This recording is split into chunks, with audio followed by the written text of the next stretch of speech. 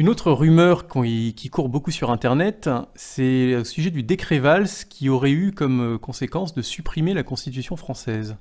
Oui, alors ça c'est également un sujet qui nous a été beaucoup. On a reçu quelques courriers régulièrement ou des gens qui postent sur Facebook.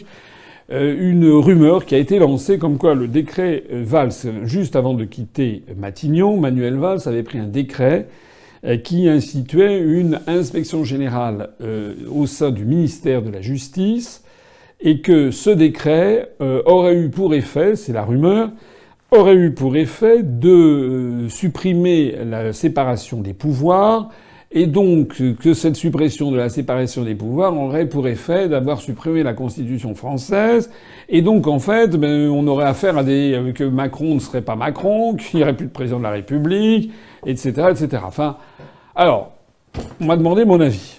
Moi, j'ai mis un certain temps à répondre parce que j'ai pas envie de répondre à toutes les rumeurs qui circulent. Mais comme cette rumeur est assez insistante, je crois qu'il était utile de mettre les points sur les i. Cette rumeur est absurde.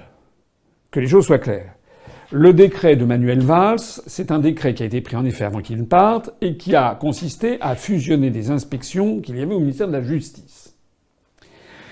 D'ailleurs, ça n'était pas une idée de Manuel Valls, c'était une suggestion, si j'ai bien compris, je me suis documenté, comme pour la loi Schiappa, c'était une suggestion faite par la Cour des comptes, pour des motifs de rationalisation et de meilleure efficacité de cette inspection.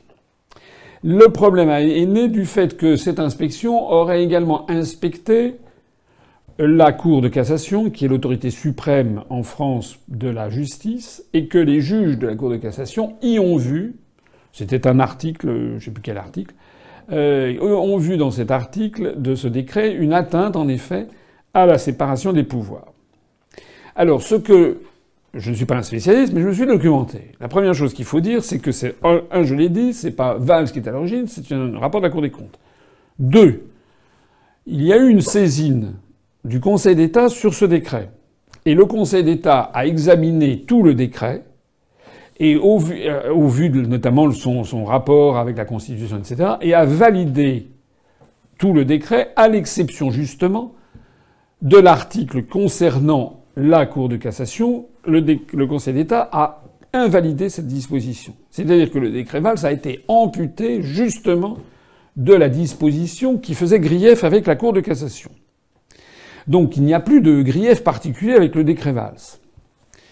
Troisièmement, ce que je voudrais dire, c'est que la séparation des pouvoirs, c'est un concept qui mérite d'être clarifié. Si on voulait être en pleine séparation des pouvoirs, il ne devrait pas y avoir de ministère de la Justice au gouvernement. Le gouvernement étant l'exécutif, la séparation des pouvoirs, je rappelle à ceux qui m'écoutent que ça remonte au XVIIIe siècle, et notamment à la théorie de Montesquieu sur la séparation des pouvoirs, qui avait distingué l'exécutif, le gouvernement, le législatif, c'est-à-dire le Parlement, et le judiciaire, le pouvoir des juges. Donc normalement, on pourrait très bien imaginer que l'on dise non, c'est pas normal qu'il y ait au gouvernement un ministre de la Justice. D'ailleurs, le ministre de la Justice, comme vous le savez peut-être, n'a que peu de pouvoir à l'intérieur de son propre ministère, justement pour respecter la séparation des pouvoirs. On pourrait très bien imaginer, par exemple, qu'il n'y ait pas de ministre de la Justice dans le gouvernement, mais qu'il y ait l'équivalent de ce que l'on trouve dans certains pays anglo-saxons, qui pour une fois peuvent peut-être étudiés de près, qui est une espèce d'attorney général, je sais pas quoi, une espèce de chef de la justice qui ne siège pas au gouvernement, mais qui représente, qui incarne le troisième pouvoir. Ça n'est pas la tradition française. Le garde des Sceaux, le ministre de la Justice, ça fait des décennies que ça existe, et comme ça. Donc c'est la troisième remarque que je voulais faire. La quatrième remarque, c'est que si on parle de séparation des pouvoirs, là, il y a un endroit où la séparation des pouvoirs elle est complètement bafouée.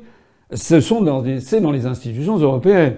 Je rappelle que la Commission européenne, par exemple, est à la fois un exécutif et un législatif. C'est la même commission qui législative en ce sens qu'elle édicte des réglementations, des directives qui sont apparentées à des lois, et ça n'est pas le Parlement qui les vote. Le Parlement européen a son mot à dire, mais en dernier recours, c'est bien la Commission européenne qui les prend même contre l'avis du Parlement. Et la Commission européenne ensuite exécute ces directives. Elle est donc à la fois un exécutif et un législatif. Ça, c'est un objet véritablement scandaleux, parce que là, c'est en contradiction flagrante avec la séparation des pouvoirs. C'était le 4e point. Le 5e point que je voudrais dire, c'est que les exemples que je viens de donner sur la non-séparation des pouvoirs au sein de la Commission européenne, sur le débat théorique qui a déjà eu lieu, sur lequel on pourrait revenir, est-ce qu'il est normal qu'il y ait un ministre de la Justice dans un gouvernement républicain ?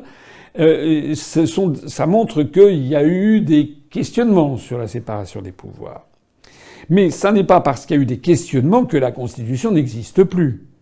C'est complètement absurde.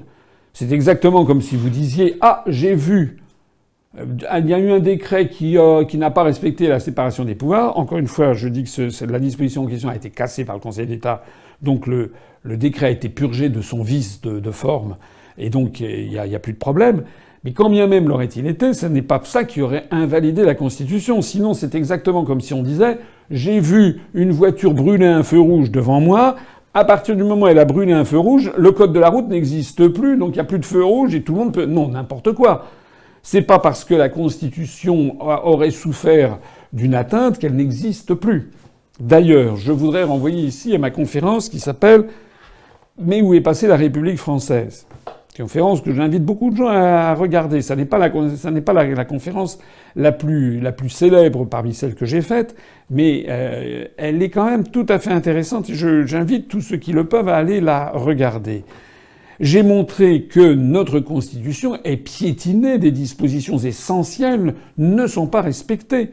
Notamment dans les articles 1, 2, 3, 4, 5, 6, c'est-à-dire ceux qui fixent le fait, par exemple, que la langue de la République est le français, alors qu'on voit que poussent ici ou là des tendances à développer des langues régionales, que lorsqu'on voit que le drapeau de la République, c'est le drapeau bleu, blanc, rouge, alors qu'on voit partout un drapeau bleu aux étoiles d'or qui est contraire à la Constitution, lorsqu'on lit que les partis politiques respectent le principe de souveraineté nationale, c'est écrit noir sur blanc, ça doit être l'article 5, je crois, ou 7, je crois que c'est le 5 de la Constitution. On sait bien que, à part l'UPR, la quasi-totalité des partis politiques français violent cette disposition, la bafouent puisqu'ils se déclarent en faveur de la construction européenne.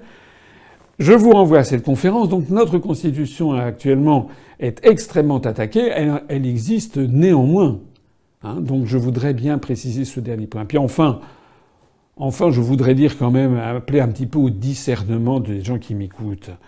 Il y a des gens, donc, j'ai vu, qui circulent sur Internet, il y a telle ou telle personne qui s'est lancée dans des raisonnements comme ça, en disant la Constitution n'existe plus, même le président de la République doit être arrêté. Ça mène à quoi? C'est quoi le sens? Les gens qui lancent ça sont des gens qui font comme ça, qui poussent des cris de matamor dans leur salle à manger. Ils ont quoi? Ils veulent faire quoi? S'ils veulent faire de la politique, il faut qu'ils fassent ce que j'ai fait depuis 11 ans et demi. C'est-à-dire qu'ils créent un parti politique nouveau. Qu'ils essaient d'attirer à ce parti des citoyens en essayant de convaincre de la justesse des analyses, de la pertinence des propositions. Et puis ensuite, il faut se présenter aux élections. Et tout ça, c'est extraordinairement difficile et extraordinairement long. Mais c'est dans une démocratie la seule façon d'arriver au pouvoir pour modifier les choses. Il y a une autre façon, c'est la façon illégale, c'est-à-dire de faire un coup d'État. Mais alors ceux qui veulent faire un coup d'État, qu'ils le disent, mais surtout, d'ailleurs ils le disent, il y en a un qui s'est fait une spécialité d'appeler comme ça tous les ans un coup d'État. On a vu ce que ça a donné. Bon, c'est ridicule. C'est ridicule. Et donc il y a des gens comme ça qui disent voilà, on va passer à l'action, on va faire un coup d'État, on va arrêter Macron, mais ils ont quoi comme expérience de coup d'État? Ils en ont déjà fait? Ils en ont réussi combien? Ils ont quelle force derrière eux? Ils ont quelle arme? Ils ont l'armée de l'air, l'armée de terre, la marine, la gendarmerie? Ils ont quoi? Ils ont rien. Donc on a affaire tout simplement à des mythomanes. Alors moi je voudrais ici être très clair. C'est très grave, enfin c'est pas très grave, mais c'est assez grave. C'est assez grave parce que il y a sur Internet, c'est comme la langue d'Ésope, il y avait le meilleur et le pire, disait-on sous l'Antiquité. Sur Internet, vous avez le meilleur et vous avez le pire. Le meilleur, c'est, je crois, des gens comme nous. Nous avons depuis 11 ans développé des analyses avec un très grand scrupule d'honnêteté intellectuelle, en se fondant sur des faits, avec du bon sens tout le temps, tout le temps, tout le temps. On ne veut pas entraîner les gens qui nous font confiance vers des positions délirantes. Il faut faire preuve d'un minimum de discernement quand même. Il faut quand même se poser la question. Et moi je crains qu'un certain nombre d'internautes, tellement exaspérés par la situation, il est vrai que la situation est catastrophique de notre pays. Et il est vrai que des gens puissent se laisser enflammer par un tel ressentiment contre les dirigeants qu'ils se précipitent un petit peu sur tout ce qui traîne. Mais c'est là où il y a un danger.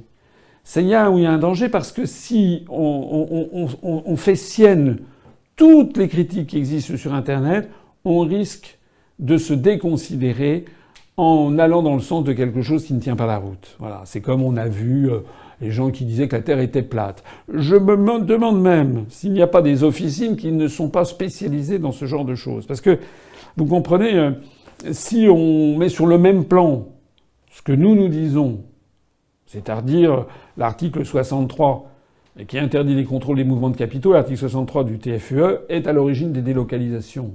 En tout cas, il en est le vecteur essentiel. Ça, c'est un fait absolument objectif. Mais si on met ça sur le même plan avec des gens qui disent la Terre est plate, eh bien, il y a un effet général de dire oh, tout ça, ça va. Ça, c'est très important parce que c'est ce qu'on a essayé de me faire l'année dernière au moment de la campagne électorale. Rappelez-vous, quand j'étais invité sur les plateaux de radio ou de télévision, tout de suite, tous les journalistes étaient là, ou quasiment tous les journalistes étaient là en train de dire « Alors, on dit de vous que vous êtes complotiste, conspirationniste », et on me sortait des choses que je n'avais jamais dites pour essayer de disqualifier l'ensemble. Voilà. Donc je vous le dis, si je ne réagis pas sur le champ, c'est parce qu'il y a des choses qui ne sont pas exactes et je n'ai pas envie de réagir. Je dis à toutes les personnes qui me font confiance, faites-nous confiance. Depuis 11 ans et demi, j'ai montré personnellement, et les gens qui nous ont rejoints l'ont montré également, que nous sommes fiables en toutes circonstances, que nous ne nous laissons pas emballer ou enflammer par n'importe quelle critique qui circule sur Internet. Nous l'examinons, et si ça ne tient pas la route, nous n'en parlons pas. Faites-nous confiance. C'est d'ailleurs ce qui marche. C'est la raison pour laquelle notre site Internet est le plus consulté de tous les partis politiques français. Et il n'est pas consulté que par des adhérents et des sympathisants. Il est également consulté par des étudiants qui veulent se renseigner, par exemple, sur le fonctionnement de l'euro, sur le fonctionnement des traités européens. Ce site est consulté par des opposants, des gens, on le sait, par d'autres partis politiques, ou même par des puissances étrangères, ou par des journalistes qui viennent se renseigner sur notre site. C'est bien que ce site et les informations qui sont dedans sont valables. J'entends que ça le reste.